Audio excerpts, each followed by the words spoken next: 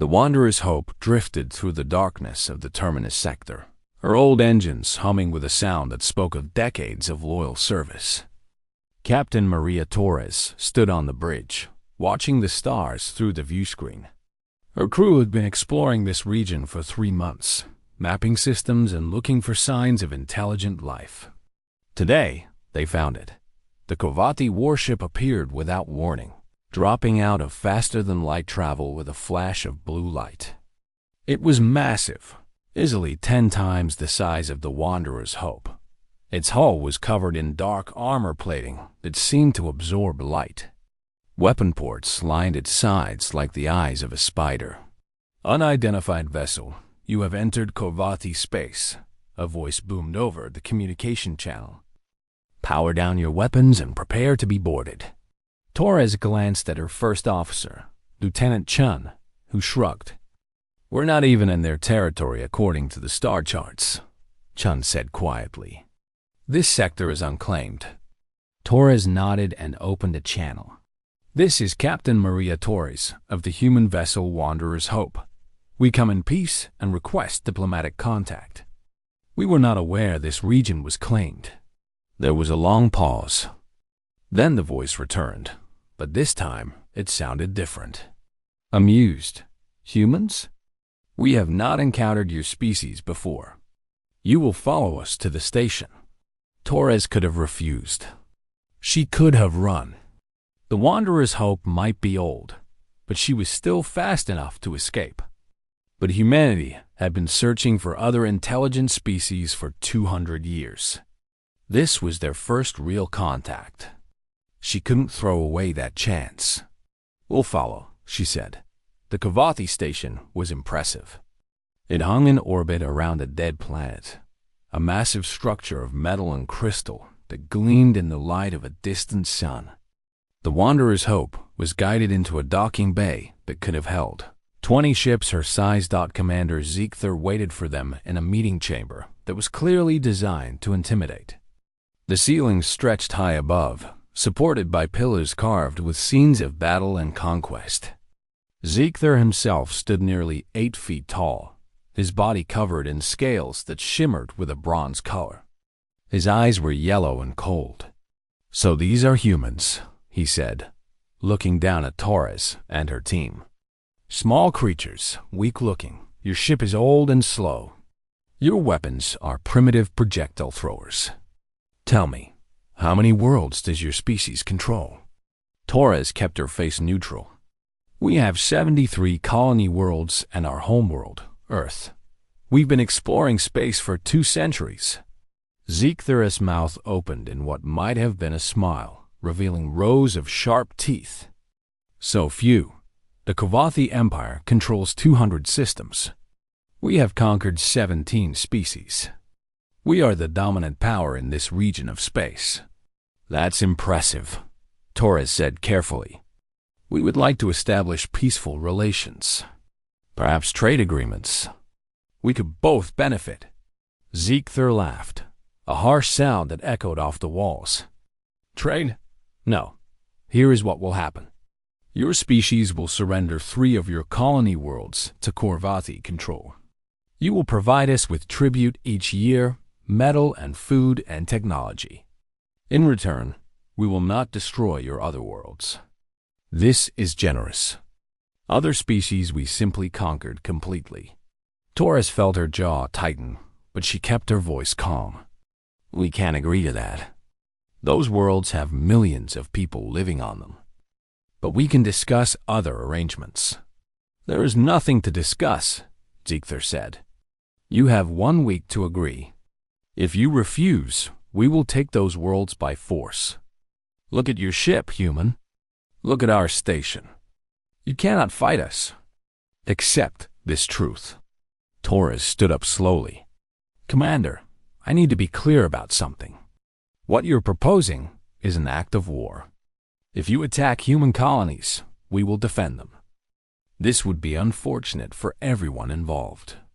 Ziegther's eyes narrowed. "Is that a threat? You, with your old ship and your tiny empire, threaten the Kovati?" "It's a warning," Torres said. We don't want war. We came here hoping for friendship. But we won't surrender our people without a fight. Please reconsider. I have considered, Ziegler said. You have 1 week. Now go. The trip back to human space took 3 days. Torres sent messages ahead, reporting everything. By the time the Wanderer's Hope reached the nearest human station, the crisis had reached the highest levels of government. Ziegler, meanwhile, presented his report to the Kovathi High Command.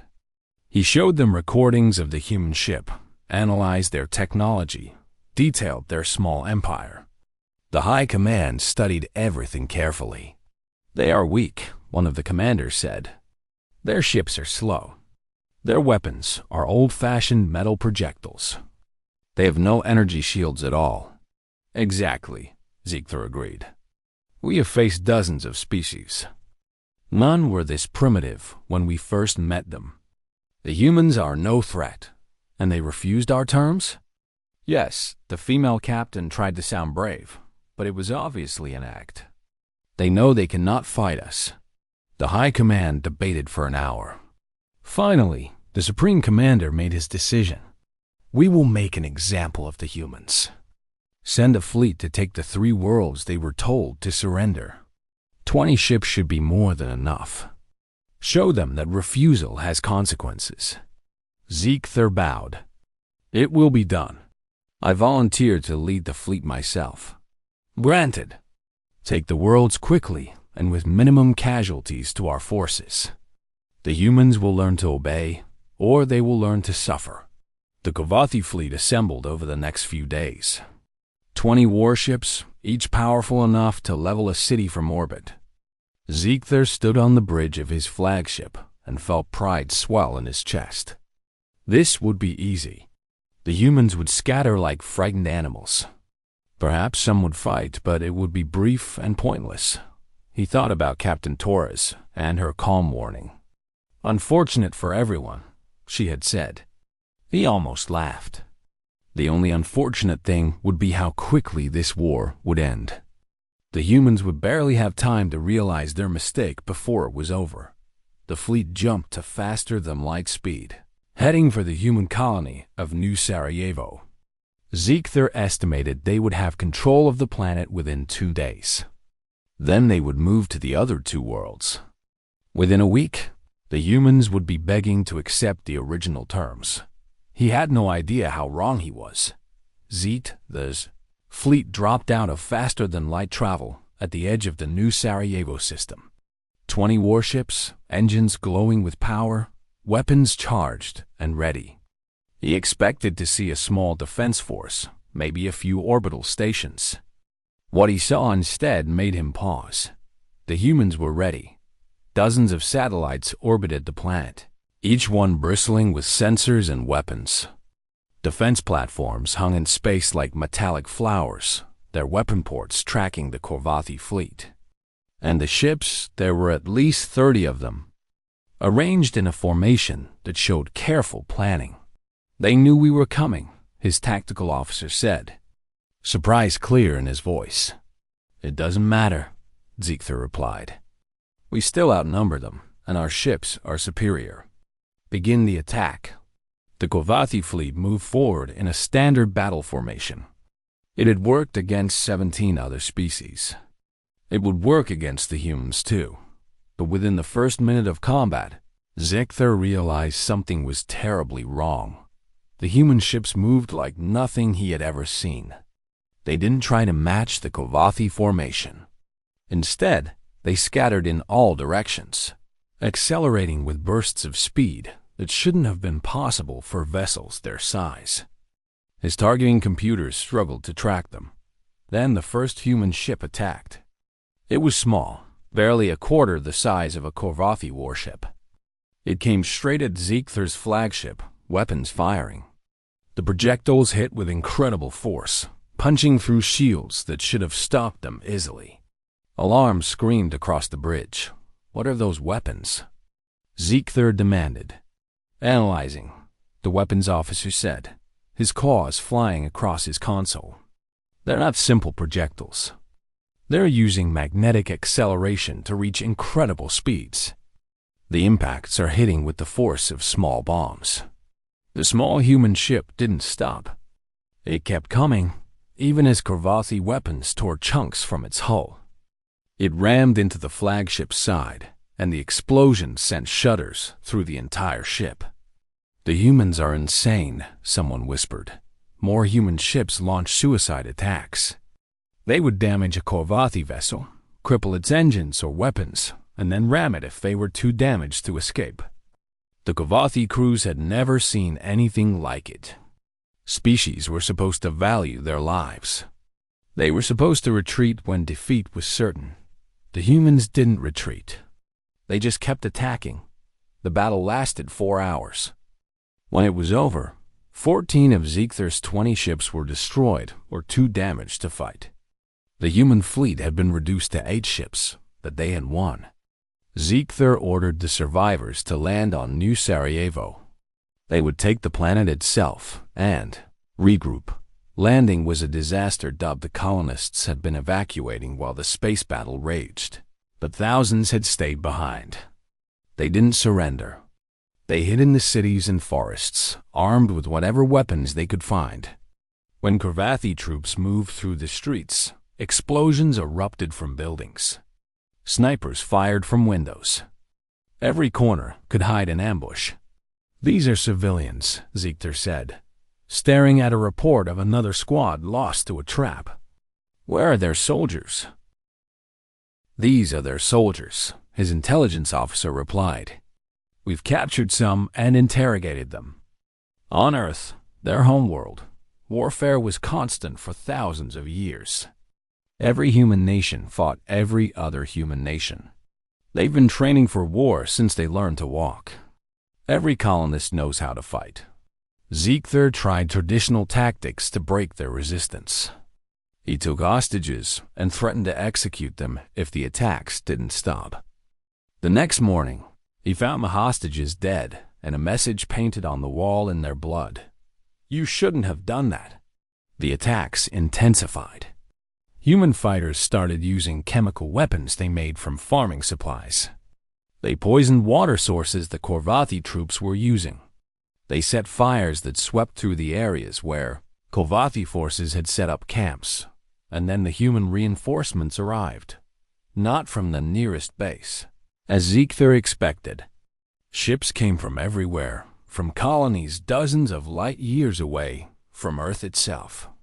Warships, transport vessels, supply ships, all converging on New Sarajevo with a speed that suggested this species had been preparing for exactly this kind of war. The human fleet commander opened the communication channel to Ziekthar. Her name was Admiral Jang, and her face was hard as stone. "Commander Ziekthar," she said, "you have invaded human territory and attacked human civilians. We gave you a chance for peace. You chose war. Now you'll learn what war with humans really means.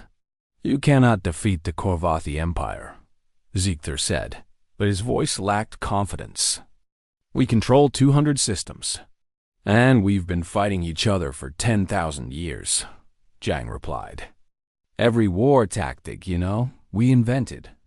Every strategy you use, we've already countered. We tried to warn you. Captain Torres tried to warn you. You thought we were weak because we wanted peace. That was your first mistake." The human fleet attacked, and Ziekthar's remaining ships were destroyed within an hour. He managed to escape on an evacuation shuttle with a handful of survivors. As they fled the system, he watched New Sarajevo shrink behind them. The colony was back in human hands. Of his 20 ships, only his damaged flagship and 2 others had survived to retreat. Back at the Kolati station, the High Command received Ziekthar's report in shocked silence. 20 ships reduced to 3. Thousands of troops lost. The invasion had failed completely. "They must have been lucky," one commander said. "No species fights like that." But Ziektar's intelligence officer had brought data crystals, filled with information they'd gathered from captured human computer systems. They contained human history, Human military doctrine, records of human wars. The more the Korvathi studied, the more horrified they became. Humans had spent their entire existence fighting. World wars that killed millions. Weapons that could destroy entire cities. Tactics refined through centuries of bloodshed. The humans hadn't been lying or exaggerating. They really were this good at war. We must commit more forces, the Supreme Commander decided. We cannot appear weak. Assemble a battle fleet. 200 ships. We will crush them with sheer numbers. Ziegler wanted to object, wanted to warn them that they didn't understand what they were facing. But he stayed silent. The Korvathi Empire had never lost a war. Perhaps the Supreme Commander was right. Perhaps numbers would be enough. Deep down, though, Ziegler suspected they had made a terrible mistake. The humans had tried to avoid this war. They had offered friendship. The Korvathi had responded with threats and violence, and now they were learning the price of that choice. He thought about the message, painted in blood. You shouldn't have done that. It wasn't a threat. It was a warning, delivered too late for anyone to heed. The Korvathi battle fleet assembled in orbit around their home world, a sight that filled their people with pride. 200 warships, the largest force they had ever gathered. Surely this would be enough to crush the humans and restore their honor. But while the Korvathi prepared their grand fleet, the humans were already at war. Human strike teams attacked Korvathi supply depots throughout the region. Fast ships would appear from nowhere, destroy cargo vessels and stations, then vanish before reinforcements could arrive. Communication relays went dark. Mining operations found their equipment sabotaged. The Korvathi military machine started to stumble as its logistics network fell apart. How are they doing this? The Supreme Commander demanded. Our space is vast. They cannot be everywhere at once. His intelligence chief brought up a holographic display showing human military movements. They're not trying to be everywhere. They're being smart. They study our supply routes, identify the most critical points, and strike there. It's like fighting a shadow. We can't predict where they'll attack next. On the human side, Ambassador Chun stood before the Galactic Council, a gathering of representatives from dozens of species who had been watching the conflict with growing concern. His voice was calm but firm. We sought peace with the Korvathi, he said. We offered trade and friendship. They responded with demands for tribute and threats of violence. When we refused to surrender our colonies, they attacked. We gave them every chance to choose a different path. They chose war, and now they're learning what that means. One of the council members, a representative from the Thulian Confederation, spoke up. But Ambassador, the reports we're receiving suggest the humans are being unusually aggressive. You're not just defending your colonies. You're attacking Korvathi territory. Yes, Chun agreed. We are. Because we learned something important about war during our long history. If someone attacks you, it's not enough to just defend. You have to make the cost so high that they'll never attack again. The Korvathi thought we were weak. They thought they could bully us. We're showing them the truth. The ambassador from the Valkyrie Alliance, a species that had been conquered by the Korvathi 50 years ago, watched with barely hidden satisfaction. What will you do when this is over? She asked. We'll offer peace again, Chun said. We don't want to conquer the Korvathi. We just want them to understand that attacking us was a mistake. The Korvathi battle fleet finally launched, heading for Earth itself. The Supreme Commander had decided that destroying the human home world would break their spirit. The fleet was unstoppable, he believed. No force in the galaxy could stand against 200 warships. As they traveled, human ships harassed them constantly. Small groups would attack, damage a few ships, and retreat before the fleet could respond.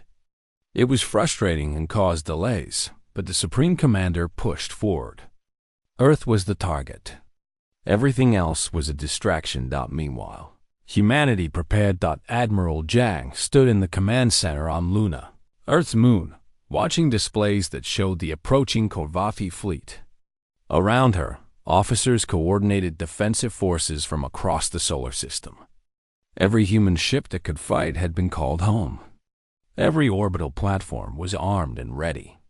The asteroid belt had become a minefield of rocks equipped with simple engines, ready to become weapons.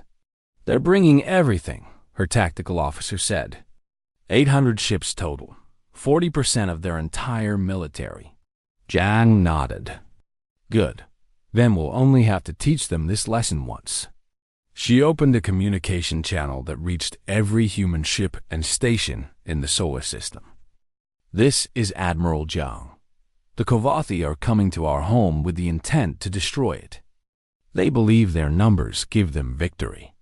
They're wrong. We've been preparing for this kind of fight since ancient times, when our ancestors defended their cities with stone walls and courage. Today, we defend our world with ships and technology. But the spirit is the same. We do not surrender. We do not break. We are human, and we protect our own. All ships prepare for battle." The Corvathi fleet arrived at the edge of the Sol system and stopped. What they saw on their scanners made even the Supreme Commander hesitate. The entire solar system was armed. Thousands of satellites and weapon platforms. Hundreds of ships, some large, many small and fast. The moon itself bristled with installations that could launch devastating attacks. Mars coordinated a fleet of automated warships controlled by artificial intelligence. Even the asteroid belt seemed hostile, with motion sensors detecting thousands of objects ready to move. "It's a trap," someone whispered on the bridge. "It's a fortress," the Supreme Commander corrected. "But we have the numbers. We attack as one force. Overwhelm their defenses. Reach Earth and bombard it from orbit. Victory will be ours." The battle began. Human forces didn't meet the Corvathi head-on. Instead, they used the solar system itself as a weapon. Ships led Corvathi forces into the asteroid field, where hidden rocks suddenly activated and became missiles. Defense platforms appeared to be simple targets until they revealed themselves as powerful weapons.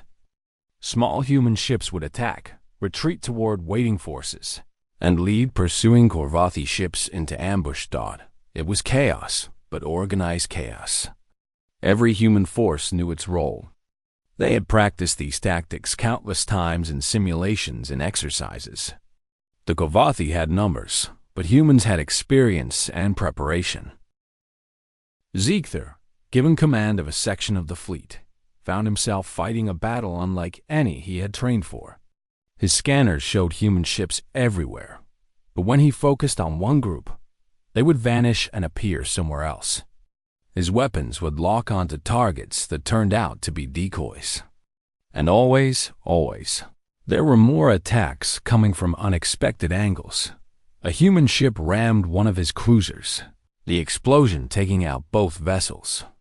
But before it hit, the human ship had transmitted its sensor data to every other human ship in range. They were sharing information instantly, creating a network of awareness that the Corvathi couldn't match. They're not fighting as individual ships, Ziegther realized. They're fighting as one organism. Every ship knows what every other ship knows. The battle raged for 12 hours. The Corvathi pushed forward, paying a terrible price for every kilometer they advanced. They reached Earth's orbit finally, but by then, 600 of their 800 ships were destroyed or disabled. The remaining 200 were battered and running, low on ammunition.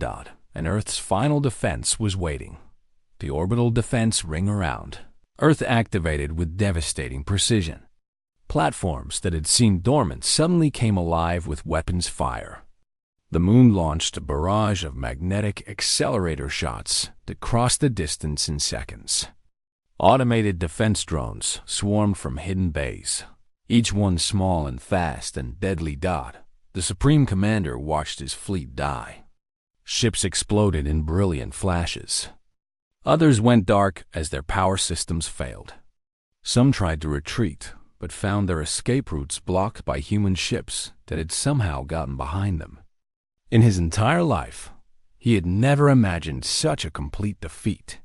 "Sir, we must surrender," his second-in-command said. "We've lost. If we continue, we'll lose everything." The Supreme Commander looked at the display showing the 200 remaining ships of his once mighty fleet. Pride warred with survival instinct. Finally, survival won. "Send the surrender signal," he said quietly. The human response came within minutes. Admiral Jiang's face appeared on the communication screen, her expression showing no triumph, only exhaustion.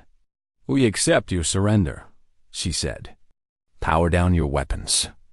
Human ships will escort you to a holding area where you'll be safe. Any ship that tries to attack will be destroyed. Do you understand?" "We understand," the Supreme Commander replied. "We yield." On Earth, people watched the sky as the Korvathi fleet went dark. Cheers erupted in cities across the planet. They had won. Their home was safe, but Jiang didn't celebrate. She looked at the casualty reports scrolling across her screen. Thousands of human ships destroyed. Tens of thousands of crew members dead. The victory had been costly, even if it had been decisive. She opened a channel to the Korvathi flagship. "Supreme Commander, I want you to understand something. We didn't want this war. We tried to avoid it. But you came to our home intending to destroy it. You thought we were weak because we sought peace. That was your mistake. I see that now," the Supreme Commander said. His voice sounded hollow. "We underestimated you completely." "Most species do," Jiang replied. "They see us talking about peace and cooperation, and they think we're soft. They don't understand that we learned the value of peace by becoming very, very good at war. We've been fighting each other for 10,000 years. Every tactic, we invented. Every strategy you tried, we'd already countered in our own history." 3 days later, representatives from the Korvathi Empire arrived at the Galactic Council to negotiate terms. They expected demands for territory, resources, maybe the complete dissolution of their empire. What they got instead shocked them. Ambassador Chun sat across from the Korvathi delegation and laid out humanity's terms. "We want no territory," he said. "We want no tribute. What we want is change." "What kind of change?" the Korvathi representative asked suspiciously. "Democratic reforms in your government," Chun said. "Freedom for the 17 species you've conquered. Participation in a new coalition dedicated to peaceful coexistence. And we want your military academies to teach what happened in this war as a lesson." "A lesson about what?" "About the cost of aggression," Chun replied. "About what happens when you mistake peace for weakness. We're not asking you to become weak. We're asking you to become wise." The Korvathi representative looked at the terms for a long time. Finally, he spoke. "You could destroy us." "Why don't you?" "Because destruction is easy," Chun said.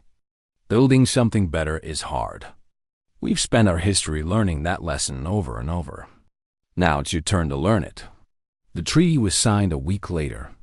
The Korvathi Empire began the slow process of transformation. The conquered species were freed, though many chose to remain as part of a reformed Korvathi government. Military forces were reduced. Democratic councils replaced the old high command. It wasn't perfect. And it didn't happen quickly, but it happened. 6 months after the war ended, Captain Torres received new orders. The Wanderer's Hope had been repaired and refitted, ready for another exploration mission. Before she left, she visited the monument that had been erected at the site where the first battle of the war had been fought near New Sarajevo. The monument was simple, a piece of twisted metal from a destroyed ship, both human and Korvathi, welded together. On the base were the names of everyone who had died in the war from both sides. And below the names, a single sentence: "May we remember the cost of choosing violence over peace." Torres stood there for a while, thinking about that first meeting with Ziegther. She had tried to warn him. She had offered him every chance to choose differently. But some lessons could only be learned through pain. On the bridge of the Wanderer's Hope, Lieutenant Chun asked her if she regretted how things had turned out. "I regret the war," Torres said. "I regret every life lost. But I don't regret giving them a chance to avoid it. We did everything we could to prevent this. Do you think it will happen again?" Chun asked. "Will another species make the same mistake?" Torres looked at the stars ahead. The galaxy was vast, full of unknown species and potential conflicts. "Maybe," she said. "But now there's a story. The Kovathi came to Earth with 800 ships, and only 200 survived to surrender. That story will spread. Other species will hear it and hopefully think twice before attacking humans. And if they don't, then we'll do what we've always done," Torres said. "We'll defend ourselves. We'll win. And we'll try to build something better from the aftermath." The Wanderer's Hope left Earth's orbit and jumped to faster-than-light speed, heading out to explore new systems and meet new species. Behind them, Earth continued its recovery. The orbital defenses were slowly dismantled. The wartime economy shifted back to peace. Life returned to normal, but humanity never forgot the lesson they had taught the Kovathi. They kept their military strong, their defenses ready. They continued to seek peace, but they were prepared for war, because they had learned long ago on their home world that the best way to ensure peace was to be too dangerous to attack. The galaxy had learned that lesson too. Human ships were now welcomed in systems that had once viewed them with suspicion. Trade agreements were signed. Alliances were formed. And whenever tensions rose between species, someone would inevitably mention the Kovathi War and how it ended. Ziegther, stripped of his command but not imprisoned, spent his remaining years writing about the war. His book, The Cost of Underestimation, became required reading at military academies across dozens of species. In it, he wrote about his first meeting with Captain Torres, about her calm warning, about how he had dismissed it as empty threats. The final paragraph of his book read, "I saw their old ship and their simple weapons. I thought they were weak. I saw their desire for peace and thought they were afraid. I was wrong on both counts. The humans are not weak. They simply know that real strength is choosing not to use violence unless necessary. And when it becomes necessary, they are the most dangerous species I have ever encountered. My advice to any species considering conflict with humanity: don't, because they tried to warn us and we didn't listen. Learn from our mistake." The book was translated into 47 languages and read by billions across the galaxy. And in human space, a new phrase entered common usage. When someone was being aggressive or hostile without understanding the consequences, people would say, "Don't be Kovathi about this." It was a reminder, a warning, and a testament to the price of underestimating those who seek peace but are prepared for war.